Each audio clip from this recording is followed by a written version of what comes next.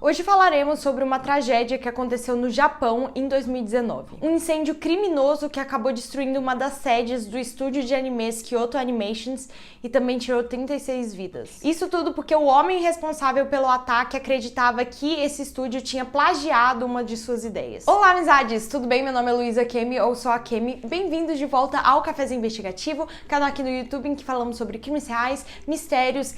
Eu falei crimes reais? Casos reais, mistérios ou lendas urbanas que aconteceram em países da Ásia. Tudo isso tomando um café e, inclusive, quando eu tava pesquisando informações sobre esse caso que eu vou contar hoje, eu descobri um canal que se chama Coffee House Crime, que faz exatamente a mesma coisa que eu, que é falar sobre casos reais que aconteceram no mundo enquanto eles sugerem tomar café. Então, assim, o conceito de crimes e café virou um próprio gênero aqui dentro do YouTube. Eu tô chocada. Eu sempre deixo de aviso agora no começo do vídeo que o Cafézinho Investigativo trata de temas um pouco mais sérios e adultos e que podem ser perturbadores para algumas pessoas, então fica a seu critério continuar. Como vocês devem saber, os japoneses têm esse costume cultural de consumir muitos animes. E para quem não sabe, anime é tipo a abreviação da palavra em japonês para animação, e lá no Japão se refere a qualquer tipo de animação. Mas pro resto do mundo, o termo anime se refere especificamente àquele estilo específico de animação criada lá no Japão, né? Que tem todo um estilo característico. E o que é importante saber é que lá no Japão, até os adultos consomem animes. Segundo o site Statista, em outubro de 2019, pelo menos 33% da população japonesa alegava consumir mangás ou animes com frequência. E em 2018 era uma indústria que já gerava 2 bilhões de dólares. Porque aqui no Ocidente a gente tem toda essa ideia de que só crianças consomem desenhos animados, mas não é a realidade no Japão. E um dos estúdios de criação mais populares no Japão é a Kyoto Animations, que foi responsável pela produção de animes como Miss Kobayashi's Dragon Maid, The Melancholy of Haruhi Suzumiya e Clannad, entre outros. E eu devo dizer que eu não sou uma pessoa que assiste animes, então não conheço nenhum desses, mas também eu vi na internet, quando estava pesquisando sobre esse caso, que tem um anime da Kyoto Animations que se chama Free e que eu não sei do que se trata, mas a foto promocional é tipo um monte de homem sem camisa. Então assim, parece interessante. Conforme o estúdio foi crescendo, eles foram aumentando o número de sedes. Então eles tinham prédios distribuídos em toda a cidade de Kyoto, que é o nome, né, da empresa, Kyoto Animation, que também é conhecida como a cidade em que os meus pais se conheceram. Fun fact.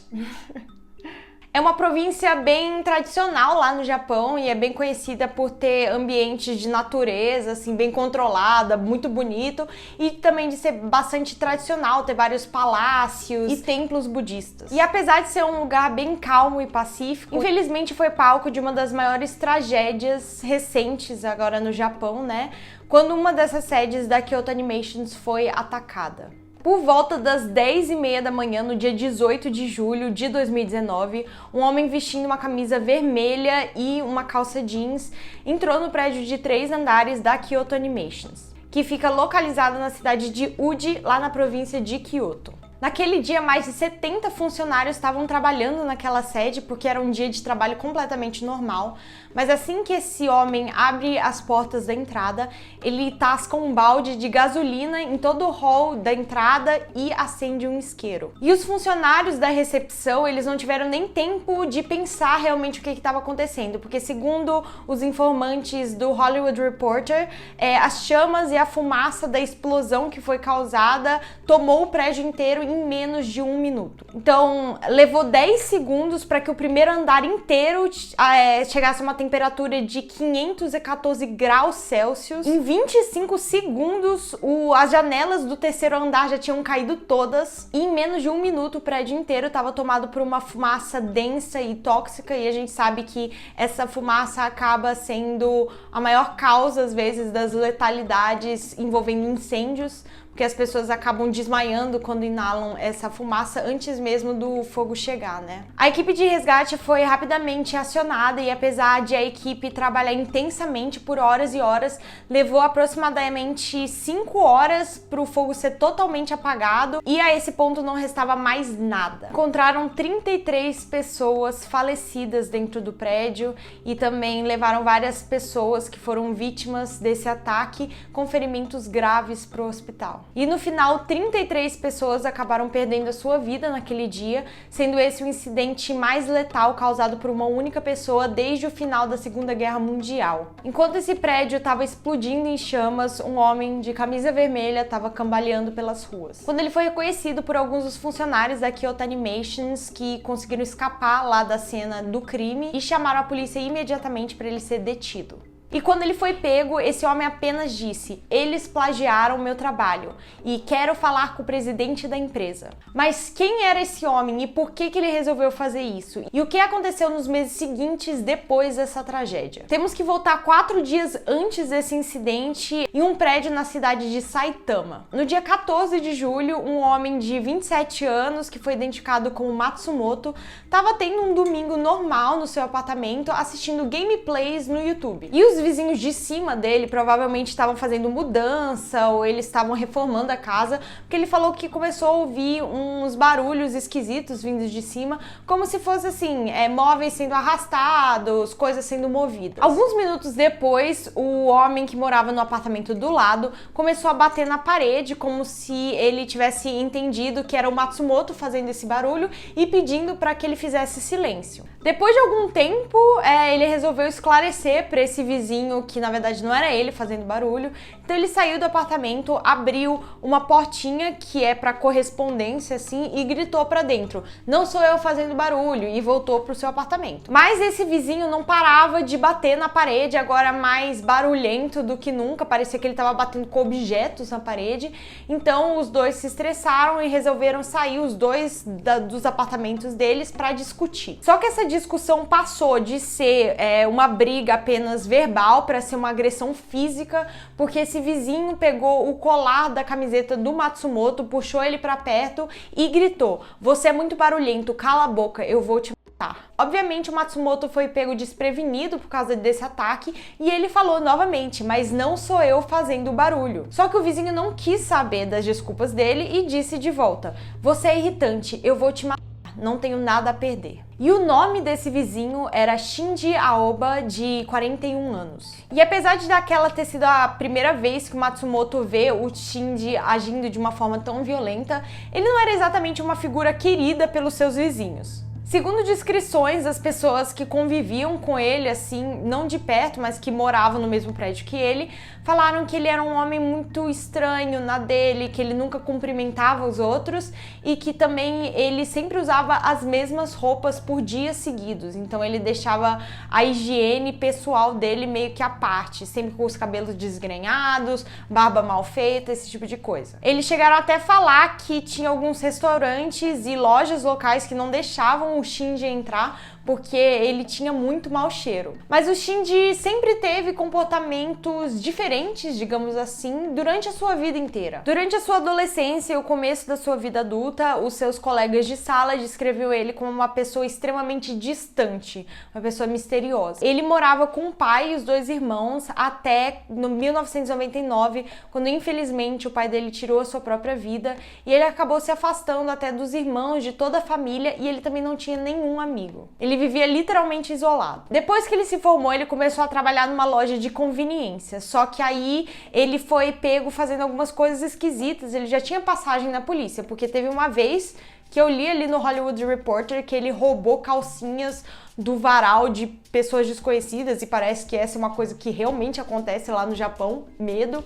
E também em 2012 ele realmente foi preso quando ele tinha 34 anos por roubar uma outra loja de conveniência com uma faca, e ele ficou por trás das grades por 3 anos e meio. Tá, mas o que isso tem a ver com a Kyoto Animations? Então, ele era ou podia ser considerado fã de anime, talvez. Em 2009, o estúdio criou uma premiação que se chama Kyoto Animations Awards, em que pessoas do público e fãs do estúdio de animes no geral podiam submeter suas próprias obras de mangás pessoais para entrar num concurso e talvez eles conseguissem publicar a sua história, suas ideias como um anime original dos estúdios. Então essa premiação acontecia todo ano e só os trabalhos mais criativos, as ideias mais únicas viravam um projeto real lá na Kyoto Animations. Pelo que eu entendi, também era um processo de várias fases.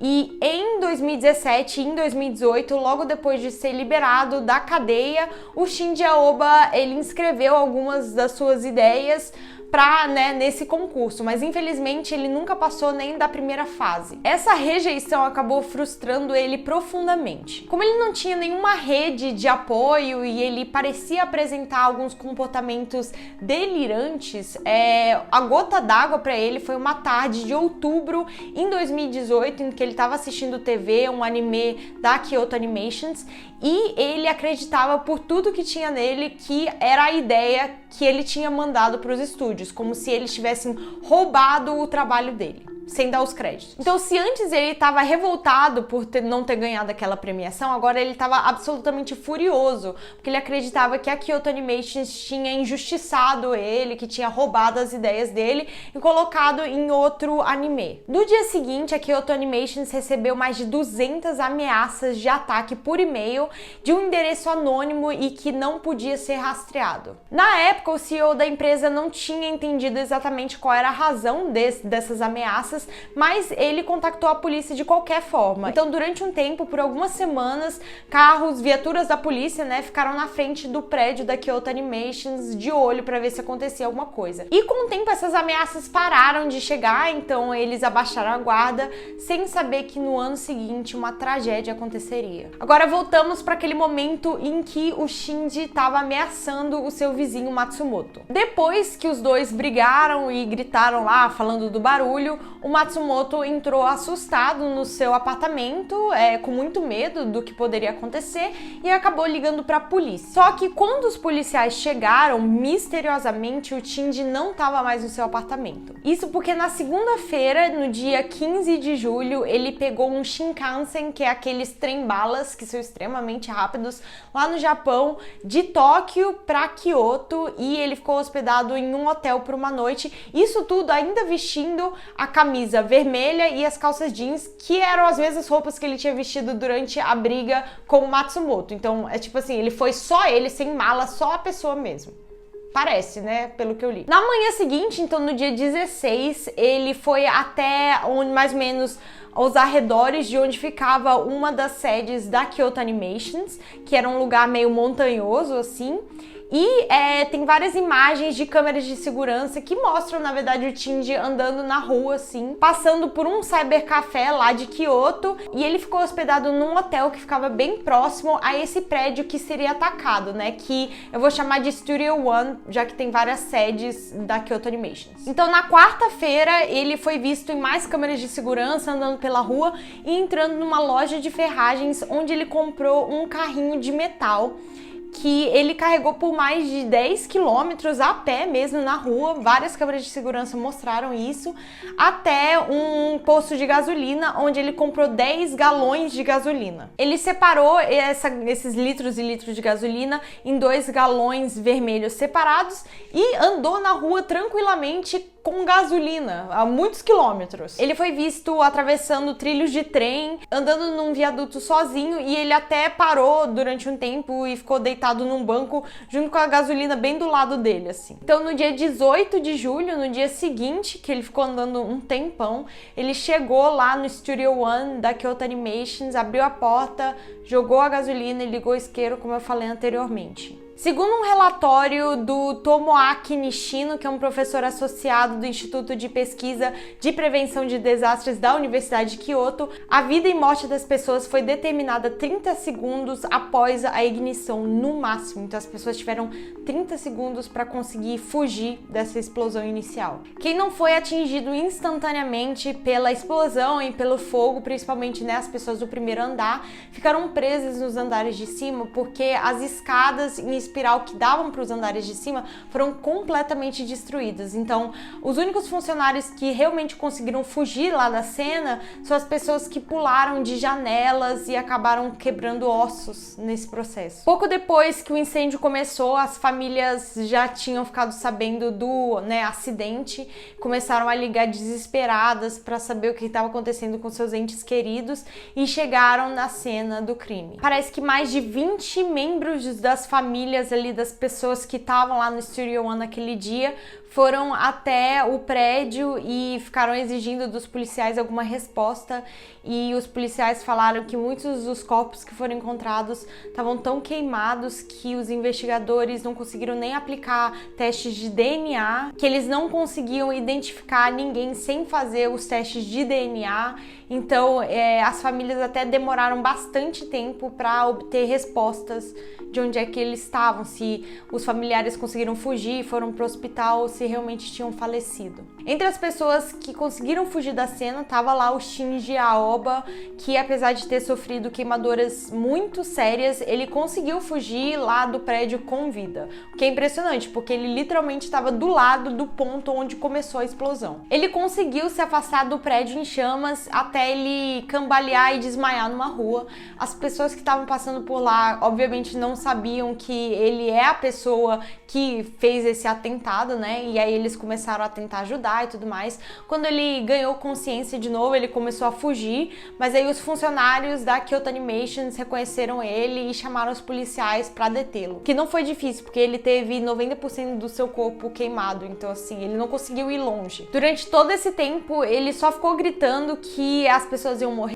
e que as pessoas tinham roubado o trabalho dele, e é por isso que ele tinha feito isso. Logo, ele foi encaminhado para um hospital e ele não pôde ser preso, obviamente, até que ele fosse 100% curado dos seus ferimentos, o que demorou bastante tempo, porque, como eu falei antes, grande parte do corpo dele foi queimada e eram queimaduras assim de 3º grau, então era uma coisa muito demorada de se curar. Quando ele ganhou consciência de novo, ele agradeceu os enfermeiros que trabalharam lá para ajudar ele, falou que nunca ninguém tinha demonstrado tanto carinho por ele, então ele estava realmente agradecido, e parece que ele demonstrou um pouco de remorso pelo que ele fez mesmo. Ele falou que fez coisas que saíram da estrada, segundo ele, e ele falou que tinha a intenção de ferir muitas pessoas, mas meio que ele estava repensando, talvez, esse ataque. Ele também falou para a mídia local que esperava sim receber pena de morte, que é possível lá no Japão, mas é meio raro que as pessoas recebam, mas é possível. Enquanto o Shinji ainda estava em processo de recuperação para que ele pudesse ser levado pela polícia para ser questionado, começaram as investigações sobre exatamente o que aconteceu, e aí o fundador e CEO lá da Kyoto Animations, que é o Hata, eu acho que o sobrenome dele é Hata, começou a juntar as peças, assim. Parece que os policiais ainda não tinham informado para ele que o culpado, ou o suspeito, né, na verdade, era o Shinji Aoba, mas ele ligou os pontos e ele lembrou daqueles e-mails que foram recebidos nos meses anteriores, no ano anterior, que fazendo ameaças, e alguns deles mencionavam plágio. Então ele realmente acreditava que era o mesmo homem que escreveu todos os 200 e-mails e que era aquele homem que estava gritando lá na rua que ele foi plagiado. Então eles logo apuraram a situação, porque virou um caso estrondoso lá no país e internacionalmente, porque a Kyoto Animations é muito famosa no exterior também, e o dono lá verificou que sim, o Shinji Aoba realmente entrou no concurso, mas ele não chegou nem a passar na primeira fase, né? Então ele ficou preso lá na peneira, e definitivamente a ideia que foi usada no anime que ele fez não tem nada a ver com o que o Shinji Aoba realmente escreveu. Ele não revelou a público o manuscrito do Shinji Aoba com a ideia dele, mas ele falou que não tinha chances deles terem plagiado o homem. Logo, esse caso repercutiu nacionalmente, obviamente, porque o Japão é um país considerado com baixa taxa de criminalidade e bem seguro, na verdade. Então, quando acontece uma coisa grave dessas, chama a atenção das pessoas. Um efeito muito negativo que aconteceu foi para a comunidade otaku, porque logo a mídia japonesa começou a reportar dizendo que o Shinji Aoba era otaku, que era uma daquelas pessoas que se encaixavam falando do estereótipo de um otaku, né, que são fãs de animes, que ele era recluso e que ele não tinha contato com pessoas, que ele era estranho. Então manchou bastante a imagem de pessoas otaku, que com o tempo, né, foi sendo destruída. O Matsuoka, que é o vizinho lá do Shinji, falou que ele mesmo se considerava otaku e que ele não acreditava que o Shinji Aoba era otaku também, que o Shinji era um homem sem visão, sem hobbies, e não era que ele genuinamente gostava de animes. Ele só tentava qualquer coisa na vida, assim, digamos. O Shinji ficou hospitalizado até janeiro de 2020, apesar de ele não conseguir ainda ficar de pé ou comer sem a ajuda dos enfermeiros. E aí, em maio de 2020, no ano passado, ele foi finalmente preso por suspeita de assassinato e outras acusações. E foi indiciado no dia 16 de dezembro do ano passado, muito recentemente. Só que ele ainda não foi julgado, então assim, ainda não temos a sentença do Shinji Aoba, mas talvez ele não receba a pena de morte, porque a defesa tá alegando que ele tem transtornos mentais, então talvez isso diminua a capacidade dele de pensar no que ele fez naquele dia e a pena dele também seja reduzida. Desde então, a Kyoto Animations começou um projeto para angariar doações para ajudar as famílias das vítimas daquele ataque. Eles conseguiram juntar aproximadamente 3,3 bilhões de ienes que foram distribuídas igualmente entre as famílias. E também o Japão começou a prestar mais atenção em medidas de segurança para prevenir que ataques como esses não acontecessem de novo. Então, eles começaram a pedir para que todos os postos de gasolina anotassem todas as pessoas que comprassem gasolina e colocassem em potes descartáveis, esse tipo de coisa. Existe para fazer um registro com todas as informações das pessoas que compram gasolina dessa forma. E também a polícia está cada vez mais vigilante com ameaças que são enviadas para empresas, por exemplo, porque assim que eles receberam aquelas 200 ameaças, a polícia meio que, não é que ela não deu muita bola, eles ficaram lá na frente do prédio policiando, mas eles também não foram super atrás para ver o que estava acontecendo, se as ameaças eram realmente reais. Por enquanto, esse caso fica um pouco em aberto, realmente, porque ainda não teve o julgamento do Shinji Aoba, mas eu não conheci esse caso por não ser fã de animes, mas eu achei trágico. Eu achei um caso extremamente trágico e que ficou infame, né, famoso, digamos assim, entre todos os fãs de animes por aí. Todo mundo ficou muito triste dentro do Japão, fora do Japão, teve muita repercussão mesmo. E parece ter um vídeo no YouTube de memória às pessoas que perderam a vida naquele dia no canal da Kyoto Animations, eu acho. Agora que você terminou esse vídeo, por que você não assiste outros vídeos da playlist? A gente já falou de vários casos que aconteceram no Japão e o último deles foi sobre a assassina mais jovem lá do Japão, que acabou virando um meme na internet. E a gente se vê na próxima semana e mantenham-se cafeinados.